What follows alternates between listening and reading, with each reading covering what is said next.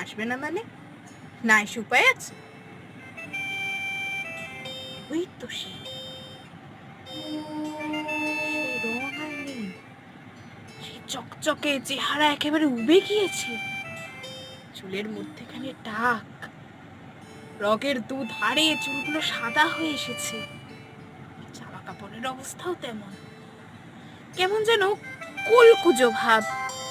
শুধু ডানা দুটোই নয়, সমস্ত অঙ্গই যেন তার রৌদ্রদগ্ধ, ক্লান্তিতে নুচ্ছ, অনুতপ্ত। রাধির সামনে দাঁড়িয়ে মিহি সুরে কোনো মতে ভেঙে চুরে সে বলল,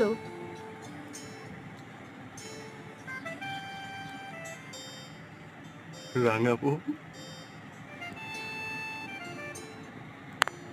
রাঙাবো।